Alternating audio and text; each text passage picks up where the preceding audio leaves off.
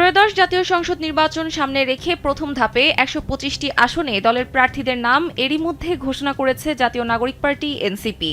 দল মনোনীত এসব প্রার্থী ভোটের মাঠে লড়তে প্রয়োজনীয় সব ধরনের প্রস্তুতিও নিতে শুরু করেছেন। ঘোষিত এই প্রার্থী তালিকায় খুব বেশি পরিবর্তনও আসবে না বলে কালবেলাকে জানিয়েছেন এনসিপির দায়িত্বশীল একাধিক নেতা। তারা আরও জানান, আগামী ২-১ দিনের মধ্যেই দ্বিতীয় ধাপে তাদের দলীয় প্রার্থী তালিকা প্রকাশ করা হবে। এনসিপির শীর্ষ পর্যায়ের একাধিক নেতা জানিয়েছেন, দ্বিতীয় ধাপে ৫০টির মতো আসনে দলীয় প্রার্থীর নাম ঘোষণা হতে পারে। Japan Bangladesh joint venture company JBS holdings limited. আর এসব আসনে বিএনপি ও জামায়াতে ইসলামী থেকে দলের মনোনয়ন চেয়েও না পাওয়া ব্যক্তিদেরই বেশি দেখা যেতে পারে বলে জানান তারা। একই সঙ্গে জোট সঙ্গীদের সঙ্গে আলোচনা করে ২৯ ডিসেম্বরের পর ৩০০ আসনে চূড়ান্ত প্রার্থী তালিকা প্রকাশ করা হবে বলে জানা গেছে।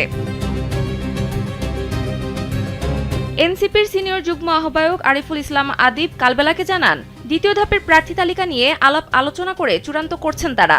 দ্বিতীয় ধাপে আরও ২৫ থেকে ৩০টি আসনে প্রার্থী ঘোষণা হতে পারে।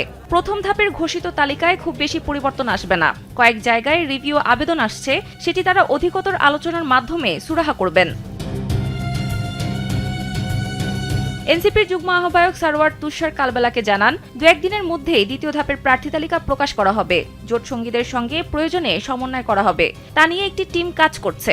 আগামী ২৯ ডিসেম্বরের পর সমন্বয় করে চূড়ান্ত তালিকা প্রকাশ করা হবে। সানজিদা ইসলাম, কালবেলা।